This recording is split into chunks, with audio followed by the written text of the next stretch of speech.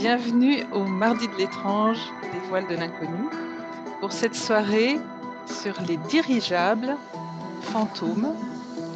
C'est un thème que nous abordons pour la toute première fois dans les Mardis de l'étrange, les voiles de l'inconnu.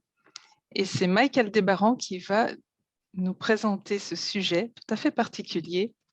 Et l'animation sera assurée par Hervé de Monde Mystérieux que vous connaissez certainement déjà. Bonsoir Hervé. Et bonsoir. Alors, Oh, Eric Zurcher est en train de se connecter. Nous lui souhaitons la bienvenue. Bonsoir, Eric. C'est bon? Bonsoir. Oui, on t'entend bien. Oui, Quel bonheur. Alléluia. Quelle chance de t'avoir parmi nous ce soir. Oui, On est des je suis un peu dans privilégiés. l'ombre, mais bon. C'est pas grave, on t'entend, on te voit. Comment vas-tu, Eric? Eh ben, ça va, ça va, ça va. Il fait froid. Beaucoup de neige, certainement, Oui. dans ta région. Oui, Nous, oui. un peu aussi.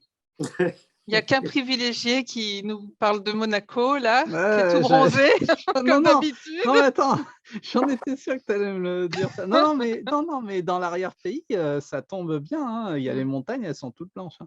Bon, ce que j'avais envie de préciser ce soir, c'est que dans notre association, nous ne parlons jamais des sujets d'actualité, puisque d'autres s'en chargent, bien évidemment, mais c'est pas pour ça qu'on s'en désintéresse. Hein. Au contraire, on est très sensible à ce qui se passe en Europe et dans le monde.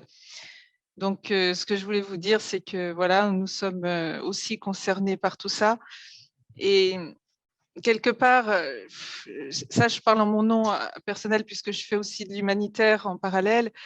J'avais envie de vous dire, n'hésitez pas à venir en aide à qui vous pouvez, comme vous pouvez, et dans la mesure où vous pouvez le faire, tout en ayant toujours en conscience qu'il peut y avoir des soucis. Donc, faites très attention à toutes les structures auxquelles vous apportez votre aide, puisque si chacun fait quelque chose, tout ira mieux. C'est vrai que l'humanitaire, c'est l'affaire de chacun, que ce soit pour l'aide aux personnes déplacées, que ce soit pour l'aide aux personnes victimes de toutes ces choses immondes qu'on entend en ce moment. C'est vrai que l'actualité nous plombe un peu le moral. Donc ce soir, on va essayer de changer les idées, de parler d'autre chose, mais ce n'est pas pour ça qu'on n'a pas conscience de ce qui se passe.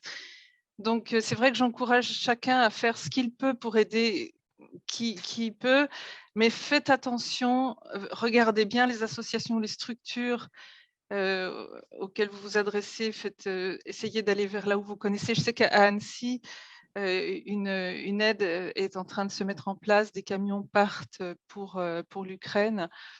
Donc on les connaît, on sait que ça va bien arriver, il n'y aura pas de détournement, donc soyez très vigilants. Et n'hésitez pas à ouvrir votre cœur, à ouvrir, même ne serait-ce qu'avoir des pensées positives pour tout ça. Voilà. C'est tout ce que je voulais vous dire pour ce soir. C'est sympa que tu dises ça en début d'émission parce que oui, moi j'ai participé justement hier à une aide. J'ai apporté un sac alimentaire, donc c'est avec la municipalité, donc avec la mairie. Ils avaient mis une annonce sur le journal, donc je les ai appelés et voilà, on a fait ça. Mais voilà, pareil, ça part en fin de semaine. Et voilà, juste, j'ai pas eu le temps de faire une vidéo là, ni la semaine dernière, ni cette semaine, mais si j'en fais une, je vais le dire aussi. Mais c'est vrai qu'il faut, si vous pouvez, faites-le, quoi. Voilà. Ça coûte rien. On fait chacun un tout petit peu, mais voilà, si on peut aider, c'est bien. Oh, Viens. Viens là, viens. Voilà. Alors, oh, un joli chat. Oh, qu'il est beau ce chat. C'est la chatte des voisins, mais elle est un peu sauvage. Et puis, elle a fait 2 petits. Elle est venue chez moi, elle est planquée dans la réserve de bois. Donc, je m'occupe d'elle. Je donne à manger aux petits et à elle. Voilà. Donc, elle est là tous les soirs. Elle vient me voir. Elle est vraiment sympa. Hein, oui, elle est très, très belle. Elle est très, très belle. Ah, oui. Très orientale. Et elle a l'air contente, là. Elle a l'air bien, elle ronronne, bien soignée. Hein. Elle ronronne, oui.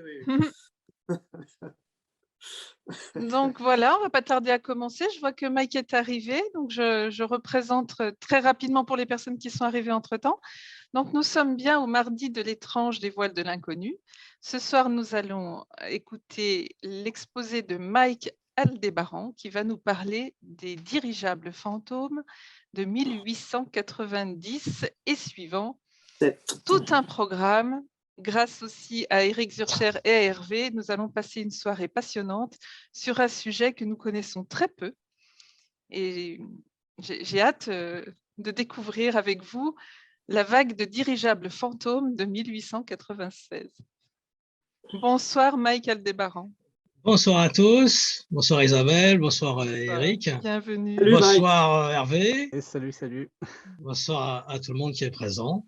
Voilà, c'est Hervé qui sera l'animateur de notre soirée. Voilà. Oui. Ben, donc, on va y aller. Ouais. Ben, donc, bonsoir à tous et je vois qu'on est pas mal ce soir quand même.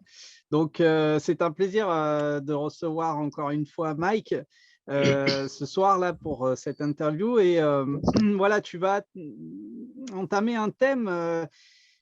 Moi, en tant que chercheur, je m'intéresse au phénomène OVNI. Je pense que c'est un thème super important qui connecte pas mal d'autres thèmes. Ça, je pense que tu vas nous le montrer ce soir. Et je suis, comme Isa, elle l'a bien dit au début, c'est un thème qu'on connaît très peu. Bien entendu, je connais certaines histoires concernant ces dirigeables, mais tu vas un peu plus nous expliquer et effectivement, on n'entend pas beaucoup parler de ce thème. Donc voilà, c'est un plaisir de te recevoir ce soir et peut-être d'en débattre ou d'en parler ensemble, encore une fois, quoi. Bien sûr. Ben, c'est quelque chose qui me passionne depuis très longtemps déjà, grâce déjà aux ouvrages de Jacques Vallée qui en a parlé en premier, c'était le premier à en parler. Après Eric en a parlé aussi. Il y a eu plein d'autres personnes qui en ont parlé, mais c'est un sujet très méconnu en ufologie parce qu'il sort un peu justement du cadre, un peu de l'ufologie, puisqu'on est dans un cadre là plutôt de bateaux aériens, comme un peu les anciennes légendes, des navires aériens dont parlait Charles Fort hein, dans le livre des damnés. Donc c'est un phénomène assez complexe hein, qui commence en fait en 1896 à San Francisco et Auckland, mais qui s'étale en fait, c'est par vague en fait, parce qu'il y a deux vagues en fait. Il y a donc cette vague-là de 1896 et de 1897 qui se trouve, elle, dans le Midwest américain. Voilà, 1896, il s'agit de San Francisco, de Auckland, pour retracer un peu le contexte voilà, socio-historique de la vague. Alors, ce qui est assez drôle, c'est que justement, Jules Verne a parlé de ça 10 ans avant, en 1886, avec Robur le Conquérant, un roman en fait qui montre en fait en exergue le contexte sociologique. En fait, Robur le Conquérant raconte les exploits en fait de l'ingénieur Robur, dont en fait le vaisseau aérien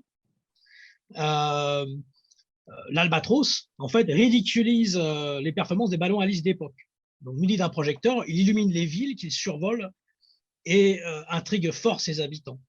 Donc, il crée vraiment une vague d'aéronefs fantômes. Et Jules Verne, en fait, se plaît à décrire l'étonnement du public, des journalistes, l'intérêt, l'embarras des savants, ils ne comprennent pas. Et c'est ce qu'on va précisément voir 10 ans après, en fait, en 1896 et 17. Et là, on voit c'est une édition d'époque, hein, Robur le Conquérant, Jules Verne.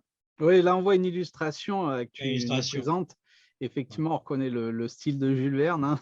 Et comme tu le dis, il avait toujours une once d'avance sur ce qui va se produire à chaque fois. Donc, bon, on ne se pose pas la question pourquoi, mais bon, voilà, c'est toujours bien d'en parler, effectivement.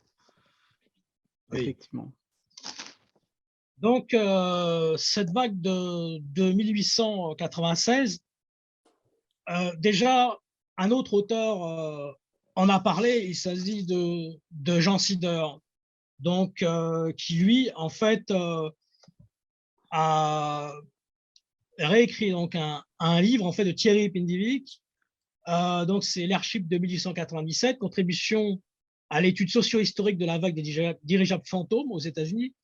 Donc, ça, c'est un livre très intéressant qui relate en fait toute la vague aussi de cette époque-là. Et c'est le seul ouvrage en français qui en parle autant, puisque c'est vraiment dessus.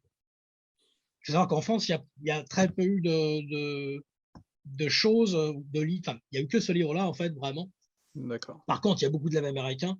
Enfin, beaucoup. Il y en a quelques-uns, en fait, voilà. C'est le livre de Jean Sider, voilà. Et qui fait très d'époque. Hein. On pourrait croire qu'il est de 1897, pour le coup. Ouais. Donc, on va rentrer un peu dans le vif, en fait, du sujet. Donc, déjà, ça commence en novembre, en fait, 1896. Donc, il y a Sacramento. Et il y a le 20 novembre 1896, il y a Auckland. Et donc là, ce sont des dirigeables, en fait, qui se mettent dans l'espace aérien et beaucoup de gens les voient. Donc, il y a des coupures de journaux comme là, donc le San Francisco Call, il y a le Sacramento Call aussi. Donc là, il y a des images, en fait. Alors, ce qui est drôle, c'est qu'il paraît comme en aluminium. Voilà. Donc, alors qu'à l'époque, les dirigeables n'étaient pas en aluminium, c'était plutôt en toile, donc on n'était pas encore du tout dedans. On n'était pas encore du tout dedans. Donc, il y a Auckland aussi. Et ils entendent aussi des voix, comme des éclats de voix, comme si bon, pas ils font la fête, mais ils ont l'air de s'amuser. Et il y a un témoin, c'est Monsieur Lusk, qui entend ma foi, nous serons à San Francisco demain. Et aussi, à un moment donné, certains entendent attention, tu fonces dans le clocher, remonte un peu, remonte un peu. C'est ce que les témoins ont entendu, en tout cas, c'est ce que les témoins relatent. D'accord. Voilà. Alors, il y a eu toute cette vague-là sur la Bay Area, ce qu'on appelle la baie. Donc, il y a eu Stockton, Auckland, donc Sacramento. Et il faut savoir qu'à l'époque, donc les dirigeables, le premier véritablement dirigeable, justement, c'est 1897, où il marche vraiment, parce que les autres, en fait, ceux d'avant, ils avaient du mal, certains s'étaient crachés, certains, il y avait des problèmes. Hein. Voilà. Donc, cette vague-là est importante et elle ne dure pas très longtemps. Comme la plupart des vagues, en fait, OVNI, elle dure sur un peu de temps.